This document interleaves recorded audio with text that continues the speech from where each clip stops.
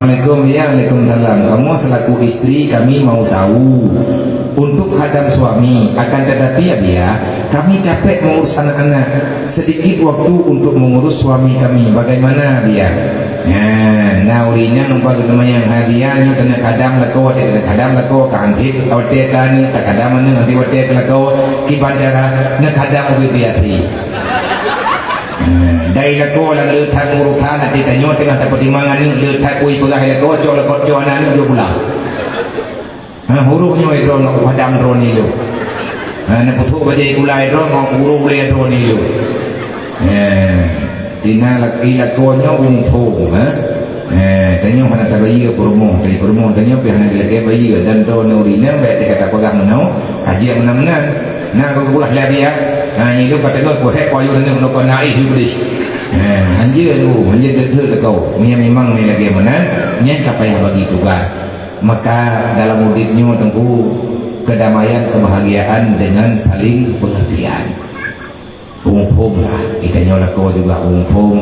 Liperumuh juga umum dengan aturan agama. Dengan kasih sayang yang lebih dari Allah, insya-Allah bahagia. Yang baik mendudut, yang mendudut, yang kata mika malah petaka. Tak pertimang keluarga, bak tak pertimang hana dawa-dawa sampai ngemati kebifala syahid ya Allah. Karena ibadat yang paling habis yang kemenikah jawaji hantri habis. Ada buat huro wate ai Arab, tapi tanya tak buah haji euro ku euro mau euro tak. Tetapi yang menikah puasa di bulan tak. Bos itu euro kasih semayang 7 minit 3 minit kasih untuk apa wate. Tapi bak tak pertimang keluarga dari pun tak menikah nyen pajan habis lih mati ketinggal baru bertanya assalamualaikum. Mandukna ke bifahla ya Allah. Urang agak merepok fahla bak gemita harta yang halir, urinam juga merepok fahla bak kepertimang suami, bak dalam halia yang diuli Allah yang diperintah oleh Nabi. Kamu pertimang baju-baju apa? Assalamualaikum ya Waalaikumsalam. Mohon minta doa biar cepat dapat momongan.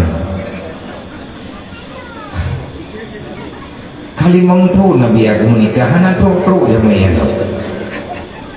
Hai saram doa yang gelam kebian niat di Allah Taala nak alhamdulillah leriat pakon ditanya nami yang kakalahinya kan yang doa meningai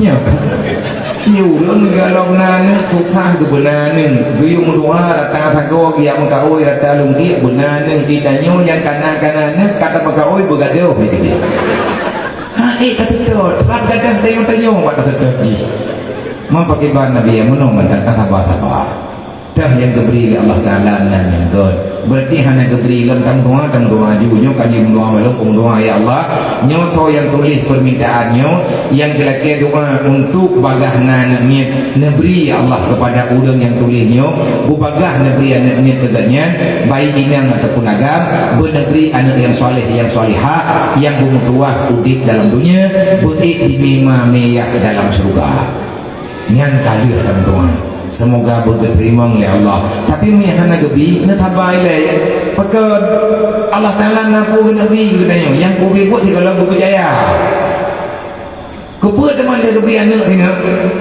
hai dia jaga ada yang teka gebi anak ni ada orang jaga ada jawapan ni hey mama tu loh dan dia saja hana gebri nyan yang god watia kagejuk tengok tak god tak kejuknya yang penting buat hati ke Allah yang beda berahan ke bibi kan sana ke bingung golong rupate baca tak baca punan selawat dulu baca istighfar saja putra teman tak baca ngap bagahan nak nama tulis dalam kitab Syiarus Salikin berkata kan yang tim baca istighfar tujuh ke getamah dengan selawat umur tuh ke insyaallah kebrian nak bagah ya Allah.